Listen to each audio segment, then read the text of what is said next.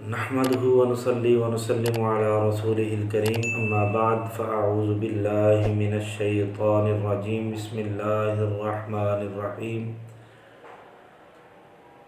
الحمد لله رب العالمين الرحمن الرحيم صدق الله العظيم الصلاة والسلام عليك يا سيدي يا رسول الله وعلى آلك وأصحابك يا سيدي يا حبيب الله أغثني وأدركني يا رسول الله۔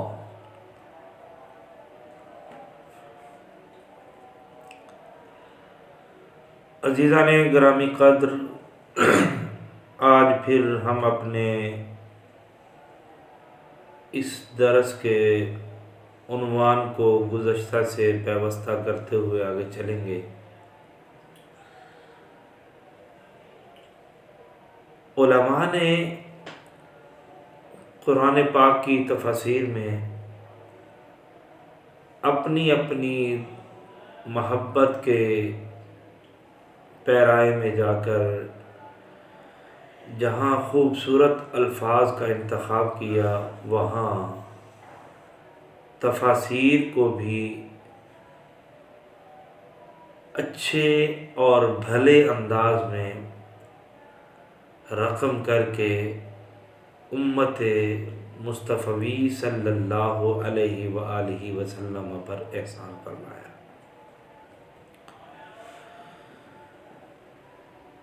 کہتے ہیں المدح اعم من الحمد، مدح عام چیز ہے، حمد خاص کے لیے آتی ہے۔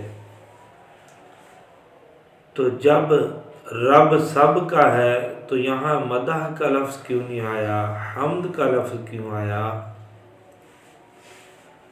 تو علماء نے بڑی پیاری توجیہ لکھی، فرمایا اس لیے حمد کا لفظ آیا، یہاں پہ مدح کا نہیں آیا،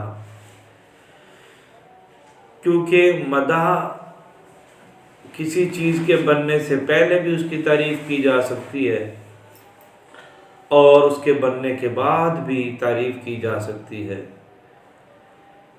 یعنی کوئی چیز دینے سے پہلے بھی کسی کے اوصاف کو بیان کیا جا سکتا ہے اور وہ چیز دینے کے بعد بھی اس کے اوصاف کو بیان کیا جا سکتا ہے۔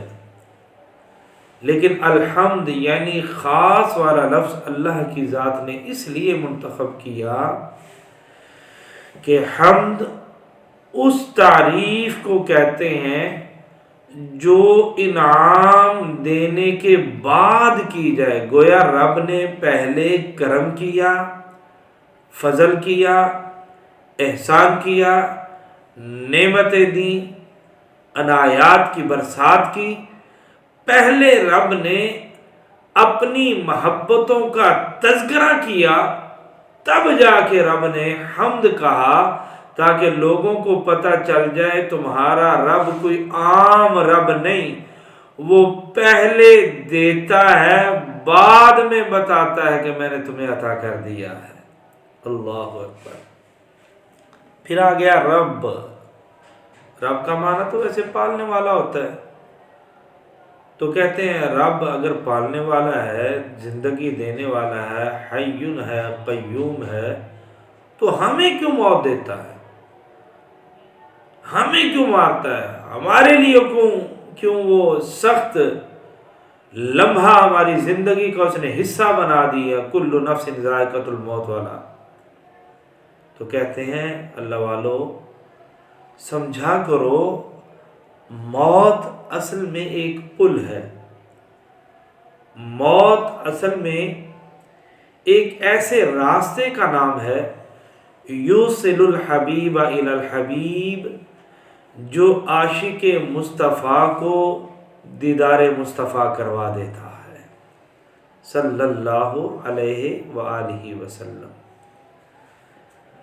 اب اسی ضمن میں صحابی حاضر ہوتے ہیں آقا کریم علیہ السلام کے پاس، عرض کرتے ہیں یا رسول اللہ صلی اللہ علیہ وآلہ وسلم متی الساعہ، قیامت کب آئے گی؟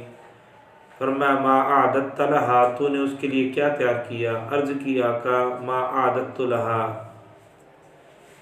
الا انی احب اللہ و رسولہ، میرے پاس اور تو کچھ نہیں، صرف یہی ہے کہ میں اللہ سے بھی پیار کرتا ہوں، مصطفیٰ سے بھی پیار کرتا ہوں۔ تو آقا کریم علیہ الصلوۃ والسلام نے بڑے پیار سے ارشاد فرمایا المرء مع من احبا، فرمایا اگر تجھے خدا سے بھی پیار ہے، اس کے پیارے حبیب علیہ الصلوۃ والسلام سے بھی پیار ہے، تو پھر پریشان ہونے کی ضرورت نہیں ہے۔ تو جس سے پیار کرتا ہے قیامت کے دن رب تجھے انہی کی سنگت عطا فرمائے گا۔ اب العالمین کہتے ہیں جب رب ساری کائنات کے پیدا کرنے والا ہے، اس کو دینے والا ہے، رزق دینے والا ہے، پالنے والا ہے، تو پھر عالمین کا لفظ تو اس بات کی طرف لے کے جاتا ہے مانگے تو خدا سے مانگے۔ یہ مزارات پہ جا کے، یہ اولیاء کے پاس جا کے، یہ نیک لوگوں کے پاس جا کے، یہ پھر کیوں وہاں پہ مانگتے ہیں؟ تو صاحبان ذی وقار، الحمدللہ رب العالمین، ہمارے احباب اتنے شعور رکھنے والے ہیں، وہ جب اللہ کے نیک لوگوں کے مزارات پہ جاتے ہیں وہاں ان سے نہیں مانگتے بلکہ ان کے صدقہ سے رب کی بارگاہ میں التجا کرتے ہیں۔ تو اس لیے اس کو ہم نہیں اس معنی میں لے سکتے کہ ہم مزارات پہ جا کے مانگتے ہیں۔ ہم مزارات پہ جا کر اللہ کے ولیوں کا واسطہ دیتے ہیں، وسیلہ ڈالتے ہیں تاکہ رب ان نیک لوگوں کے توسل سے ہماری دعاؤں کو قبولیت کا درجہ عطا فرمائے۔ اس کے بعد ہے الرحمن الرحیم۔ اب یہاں پہ علماء نے کہا کہ جب بسم اللہ الرحمن الرحیم میں الرحمن الرحیم کا لفظ آ گیا تو پھر سورۃ الفاتحہ کی دوسری آیہ مبارکہ میں یہ کیوں دو لفظ آ گئے؟ کہتے ہیں اصل میں عقل انسانی کے مطابق جب انسان نے دیکھا کہ رب العالمین، وہ تمہیں رب پالنے والا ہے تمام جہانوں کا، وہ تمہیں دینے والا ہے، وہ تمہارا رازق ہے، وہ تمہارا مالک ہے، وہ تمہارا خالق ہے، تو جو اس طرح کے معاملات گنواتا ہے وہ غصے والا ہوتا ہے۔ لیکن میرا رب کیا ہے؟ کہتا ہے رحمتی غالب علی غضبی، میرا رب کہتا ہے لوگو یہاں پہ میں بیان اس لیے الرحمن الرحیم کر رہا ہوں تاکہ تمہیں پتہ چل سکے مجھے غصہ آتا تو ضرور ہے لیکن میری رحمت ہمیشہ میرے غصے پہ غالب رہتی ہے۔ رب اپنی رحمت کا تذکرہ کرنا چاہتا ہے ان آیت مبارکہ میں۔ پھر صاحب تفسیر روح البیان نے تو بڑا پیارا جملہ لکھا، انہوں نے کہا ان رب العالمین هو الرحمن الذي يرزقهم في الدنيا الرحیم الذي يغفر لهم في العقبى۔ اللہ کی ذات نے الرحمن اور الرحیم کہہ کر گویا اعلان کر دیا کہ رحمان وہ ہوتا ہے جو دنیا میں تمہیں نعمتیں عطا کرتا ہے، اور رحیم وہ ہوتا ہے جو قیامت کے دن تمہیں اپنی رحمت کی آغوش میں لے گا۔ کہتے ہیں اسی لیے رب نے الرحیم کے لفظ کے بعد مالک یوم الدین کا تذکرہ کیا۔ صاحبان اسی وقار ہم قرآن پاک کی آیات کے اوپر گفتگو کر رہے ہیں۔